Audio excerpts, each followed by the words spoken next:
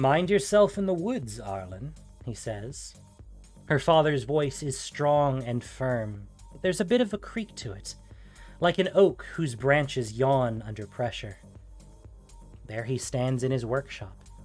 She can see it so clearly now, surrounded by the work of his own two hands. Holy symbols flood the walls like moths covering a lantern. He does not look up at her. When she blinks, he's gone. Years later, and after traveling the multiverse, she's finally grown brave enough to go back home. Boulder and Streak know the weight of what she means to do. And of course, if her human parents reject her, at least she has her pack. Their presence is constant, their loyalty hard-won. She offers them guidance, and they offer her belonging. There's strength in that. So she makes her way up the hill to the old forge. But there isn't anything there. A husk meets her, a blackened foundations jutting from the earth, a wall that she once scribbled on as a child. The villagers don't recognize her, so they're leery of telling her what happened. But she finds out eventually. A fire. Must have been some accident at the forge. The whole house went up in flame. What a shame. Can't be helped. She blinks. Back to the present. Tovolar's before her. No matter how much his shape changes, his eyes stay the same, burning, quick, bright as brands. He bares his teeth. A smile, she thinks. This isn't the first time. There was another years ago when they met in a semicircle of their brethren. She tried and failed to kill him. He tried and failed to keep her. He wore the white stag's pelt. The fight ruined it, she remembers vaguely, tearing it from his shoulders in a fit of rage. She was angry then, too.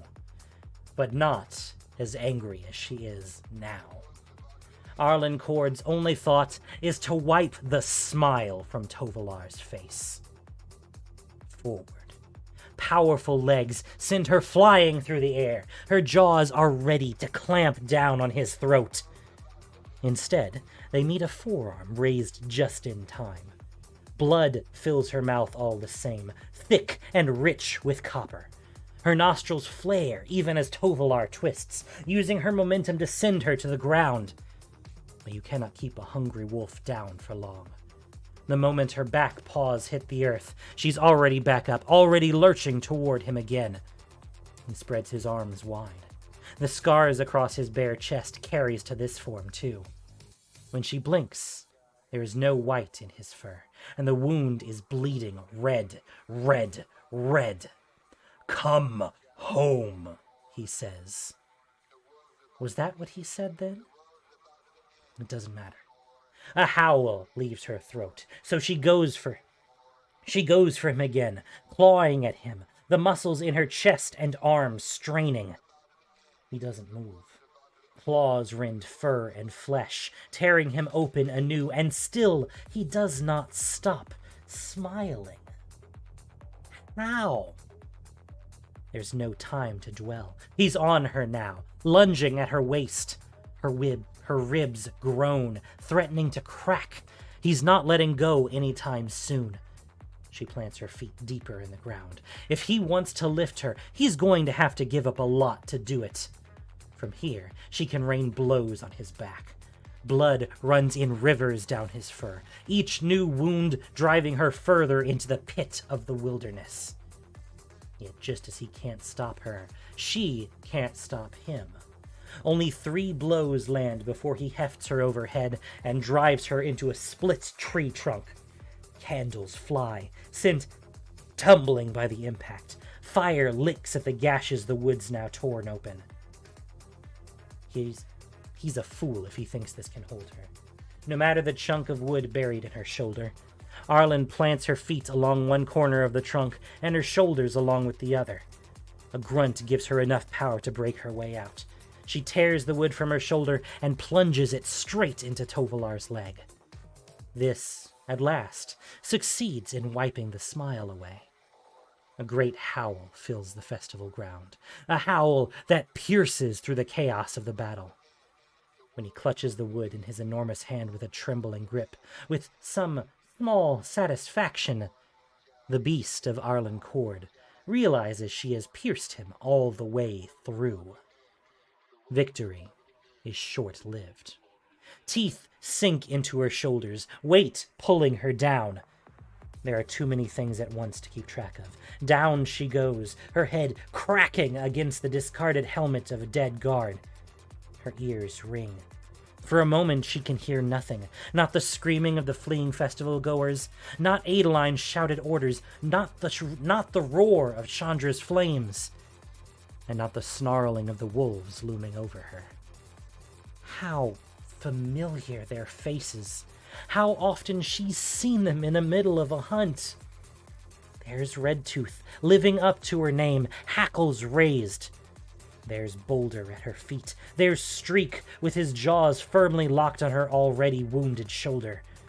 Muzzles she's so often seen at play now bear down on her with a predator's frightful presence. And then Tovolar is over her again. She tries to stand. Dizziness sends her reeling back, followed shortly by her shoulder threatening to tear.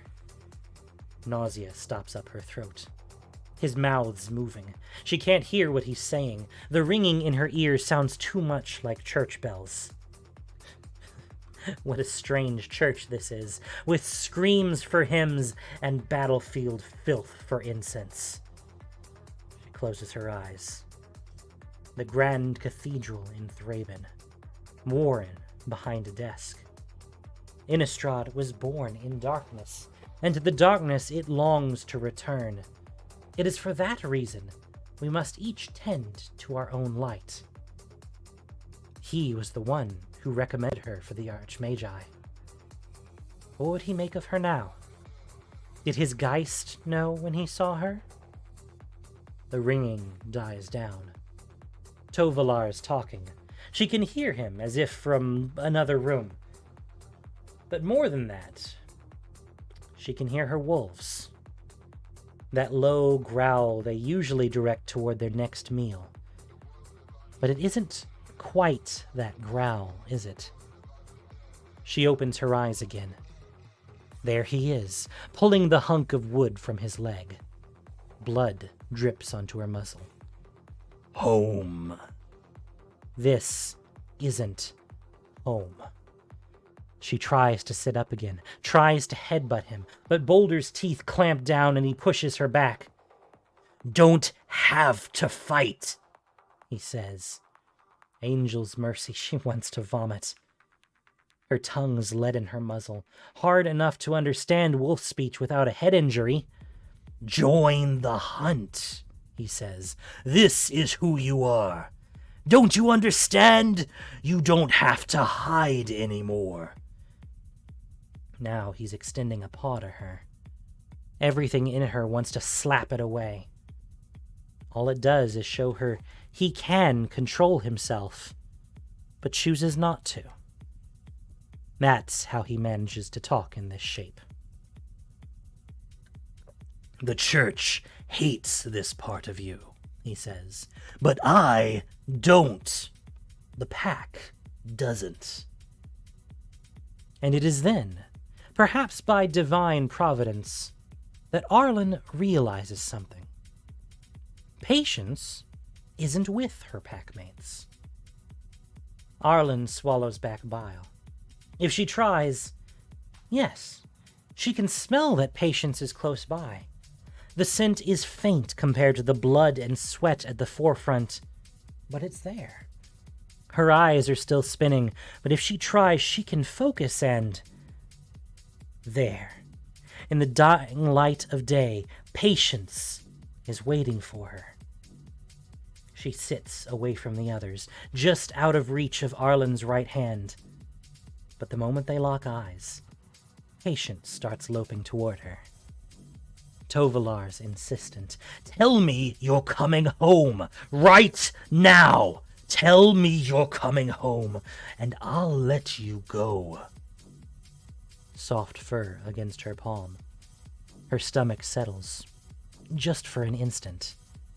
Arlinn, please. We want you with us. You belong with us. She closes her eyes again. There. The cathedral's stained glass. Light shifts. A clearing in the woods, and the 4 wolves within it. She walks forward into the light, and they surround her. Arlinn opens her eyes. Now she understands. He isn't going to let up until she says what he wants to hear. "I'm home," she says. Even these 2 words come out slurred. Even this is a great effort. But she manages. It isn't a lie. The woods are home. The wolves are home. The church is home. All of it is. Even as he helps her up, even as he tugs her tight, this too is home. To a young Arlinn freshly changed, this simple gesture once meant the world. And it does still, now, to know that there is yet this much gentleness in him. But the ferocity, the mercilessness, they have overtaken him. Whatever kindness he shows now cannot wipe away what he's done today. The Tovolar who looked after her has grown into the Tovolar who attacks innocence, and she has grown away from him. Yet she knows, too, that he hasn't grown away from her. Dizzy and bleeding as she is, she won't have much time or opportunity to get a better angle than this. It's underhanded. Some might even say it isn't right. But if it stops this attack, then there's nothing more right in all of Innistrad. She drives her claws deep into his sternum. Tovolar lurches over. Realization is slow to dawn. He holds her, if anything, closer. "Innistrad is home, Tovolar," she says. "And as long as I can breathe, I'm going to protect it." A gasp is her only answer.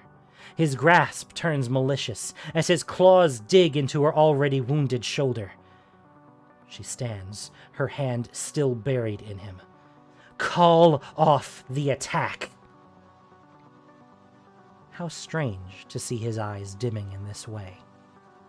He's hardy enough to live, she's almost certain, and likely will once the shamans get a look at him.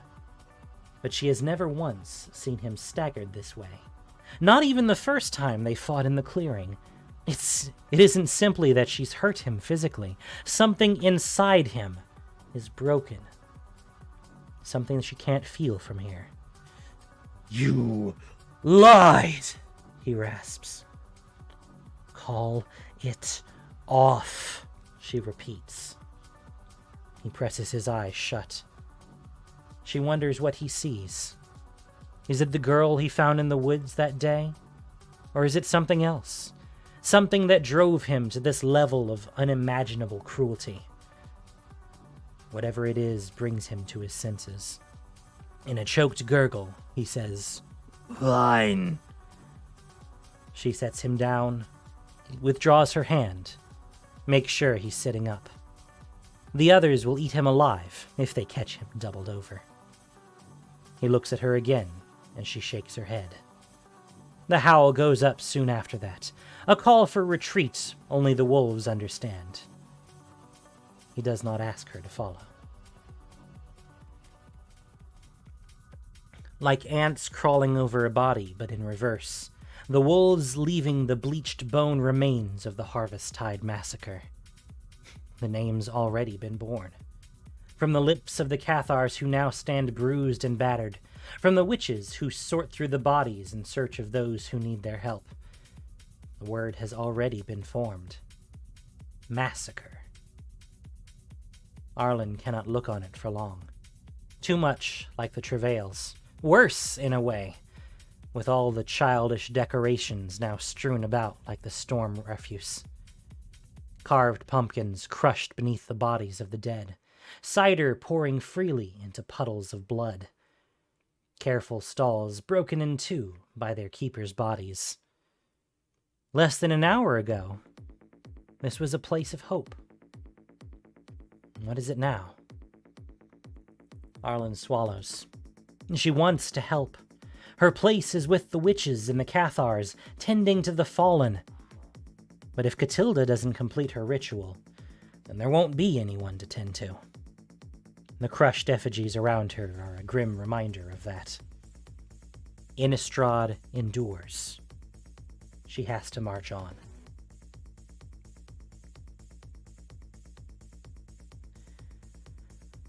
While the witches and the remaining guards tend to the wounded, the candle guides keep smiling their strange smiles, pointing the way for the dead. And there are so many dead. Catilda's festival was a rousing success, in the worst possible way. To see such a throng of bodies laid out at once is unthinkable to Arlinn. Her parents would never believe it. They never would have attended, would have turned up their noses and muttered that safety lay in isolation. Then, as now, she knows what they really meant. That safety and fear were one and the same. They're wrong. Everyone keeping to themselves, thinking about themselves. That's how Innistrad got here. Vampires climbing toward eternity on the backs of the mortals. Werewolves hunting the people they should be protecting. Division caused this. Had the wolves realized the importance of keeping day and night in balance, they could have protected the festival instead. But that thought's a painful one. She bounds ahead. There will be time to mourn later, time to eulogize the dead and explain to their families what went wrong. For any of this to mean something, the ritual must be completed. Those gathered beneath the Celestis... Those gathered beneath... Words. Those gathered beneath the Celestis must know that it's worth something. Her body aches, her forepaws and shoulders screaming with every long step. But she charges ahead all the same, the only wolf heading toward the Celestis. Tune out the crying, tune out the screams, just run. But there's one voice it's impossible to ever fully tune out. Arlinn! Chandra's calling out. Adeline's white horse comes up on Arlinn's right, galloping for his life toward the Celestis. A couple of hours ago, she would have hated being outrun by a horse, of all things, but now all she feels is relief. Because Chandra's holding out a hand. You're in bad shape. Come with us, she shouts. Teferi's gone ahead with a couple of the others. We have to catch up. Reaching out. Staying together. It's the only way to go. Shifting to her human form, Arlinn takes Chandra's hand. Ah, it's that Nicolas Cage movie, right? That's what this is?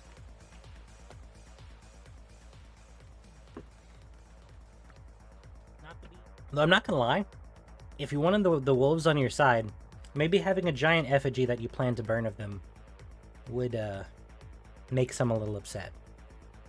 I don't know about murder, kill upset, but I'm not a werewolf. Just a thought. Alright. Chanting meets them first. Arlinn can't make out the words, but the sounds have the shape of towering oaks and old rivers. A glow runs up the arms of the Celestis, and she thinks to herself, slumped against Adeline, that they look like her father's tongs, fresh from the fire. It brings a giddy smile to her face. But maybe that's the blood loss, too. Chandra, doesn't it look like... Looks like they're almost done, yeah, she answers. No point in correcting her. Arlinn looks ahead. Chandra's right. Whatever they're up to, it must be nearing completion. Hard to make out the details, given the thick crowd gathered around the central platform, but that's more cause for joy than it is for worry. Straight into the crowd they go. Adeline's armor and Chandra's flames serve as symbols for their station. Gouts of fire say both to keep away and that the fight is not yet done. Dizzy as she is, Arlinn can only partially make out the faces of those around her, but the hope in their eyes shines through. And all of them are mouthing along to the chant. What a strange cadence it has, lilting and rising, defiant and eerie. Elongated syllables creep in through her ears and dance there, pulling her thoughts along with them. If this is magic, then it is old magic indeed. It's settling into her veins now. Closer and closer to the central platform, they can see it now. See the masks of the Dawnheart Coven moving this way and that. 5 on the edge of the platform drum in time to the chanting. 5 between them lead a jarring dance. In the center, 2. Catilda, her mask shading much of her face, the moon-silver key held in her hands like something sacred and pure. Kaya, standing at the ready, searching the horizon for them. When Kaya catches sight of them, she starts waving her arms and gesturing them over. The wooden bridge opens before them. Chandra's first off the horse and quick to help Adeline down. The 2 of them try to support Arlinn on the way down. With a Cathar on one side and a Pyromancer on the other, there isn't much room for Arlinn to sway. All the better. One step, another. The wood gives beneath them, creaks, and that, too, is part of the eerie song of the forest, the chant that now lives in their lungs. One step. Another. What would the angels think of this? What would the church think? This is nothing like a hymn, nothing like a prayer. It's something different, but just as real. How is it that the words spring so readily to her lips when she's never heard them before? Have they been etched on her bones all this time? One step.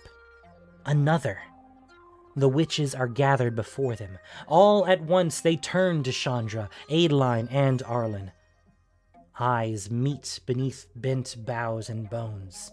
Silver swirls within the irises of the witches. Yes, this is old magic indeed.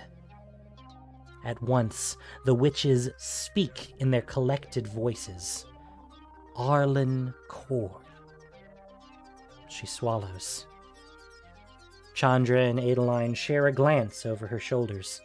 Together, they help her to the altar. Before her is a golden bowl, fit for sunlight and honey, surrounded by dried herbs and old bones. The eyes of Innistrad are upon her. "I've come," she answers. It feels like the right thing to say. Child of blood and fang, you stand on the line of dawn where night and day meet. You will lend us your strength. I haven't been a child for quite some time, she almost says, but you can't interrupt old rituals. Catilda must have known more about her than she thought. What do you need? She addresses it to Catilda, for though the whole gathered crowd now speaks as one, she can be sure it's Catilda pulling the strings. Everything smells of her. Will you spill your blood for the day?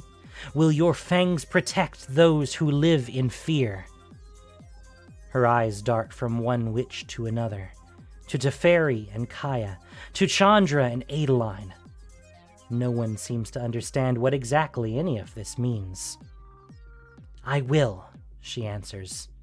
Of that she's sure. Anoint the sun gold lock. Blood and fang, was it? Dizzy still, leaning on the altar for support, Arlinn touches the aching wound on her shoulder. This she then smears on the inside of the bowl, its surface surprisingly warm to the touch.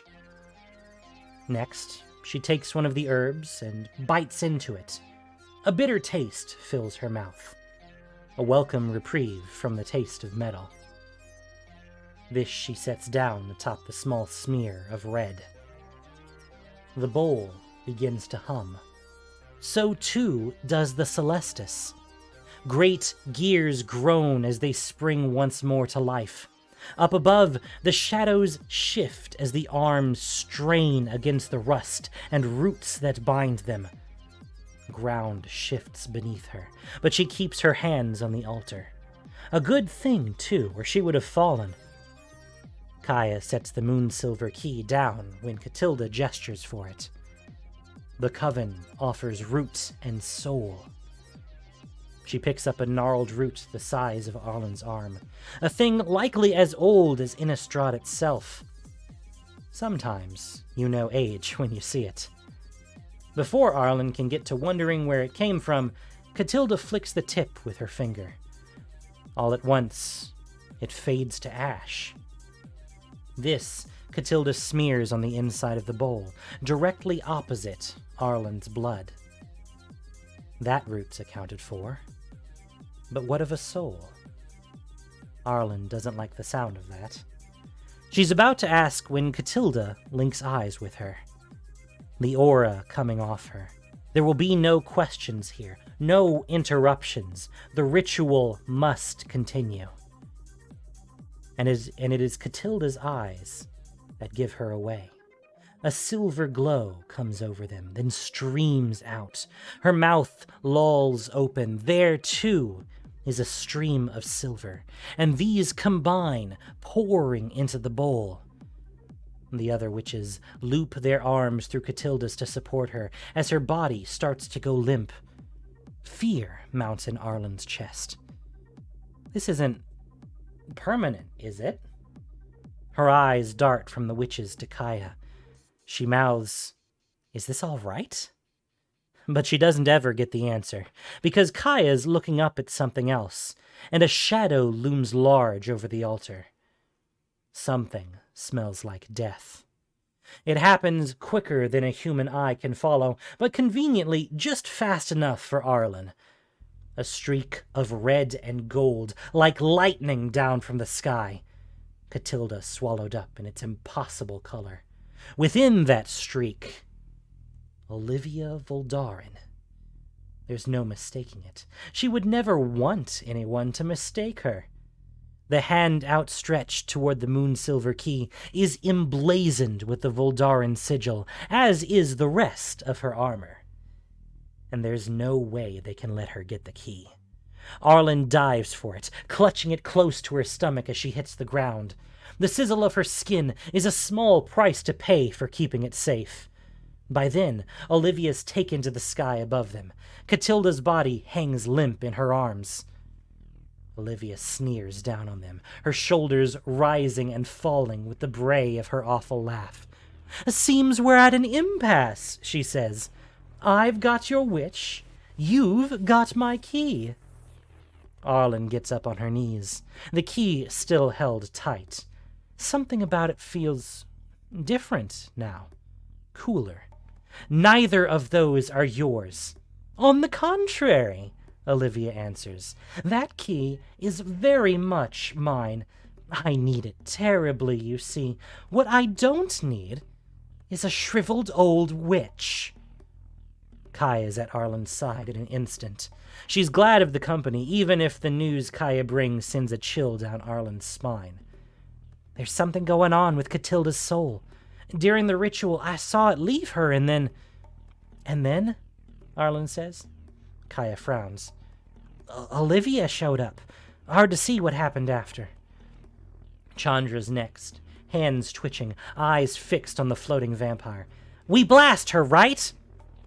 "Can't do that. Might hit Catilda," Kaya answers. Up above, Olivia lets out a theatrical sigh. With all the flair of an extremely bored widow, she rakes her claws across Catilda's chest. Blood sprays onto the cowering witches, the hypnotized crowd. "It's a very simple proposition. I'm getting bored of waiting for an answer. Either you give me that key, and I get to planning my festivities, or you keep dithering and your friend dies. Arlinn scowls. What if we complete the ritual? Do we have time for that? Do we know how to do that? Time. Her mind goes to Teferi. Around here somewhere, but even if she could find him, he couldn't buy them enough. Slowing down the sun's no small task. She wouldn't be surprised if he was out of commission for a couple days. There's got to be another answer. Her eyes land on two of the other witches. The ritual, she barks. They shake their heads. It had to be her, answers one. The spell's too old for us. Boring, shouts Olivia. She raises her hand for another blow. There just isn't enough time. Not enough to consider everything. Not enough to find another way through all of this. Not enough to brute force it. Innistrad must survive. Arlinn hurls the key with her good arm. Olivia's eyes light up. Again, it happens quickly. She snatches the key from the air with her free hand. Studying it only stokes the fires of her glee, even as smoke rises from her fingertips. Drop Catilda! Arlinn shouts. Glee turns to disgust. That's no way to treat a soon-to-be bride, she says. A deal's a deal, says Kaya. Arlinn's a little surprised to hear her, surprised that she's the one who understands, but she'll take the help. Hand her over. Fine, answers Olivia. Catch. In the times to come, Arlinn will think about this moment and what she could have done differently. If she had moved a little faster, would it have been so bad? If she had acted sooner, if she had chosen something else, what would have happened?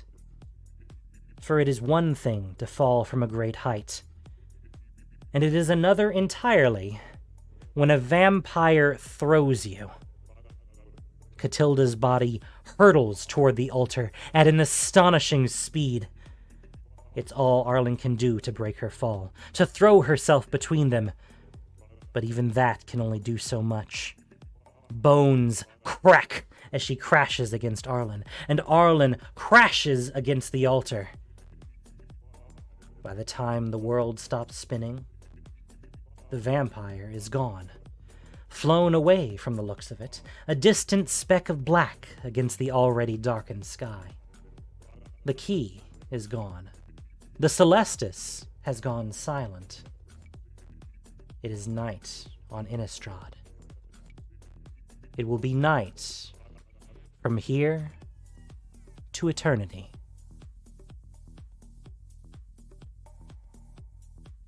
And I guess we're just gonna dance remix to this, you know. Enjoy some techno. God, I cannot believe they blocked up all the horror music. Every track I was gonna use. It's totally behind a paywall. And like I could, I guess. Probably will for next time. 'Cause this is fine, but it's... I don't know, folks.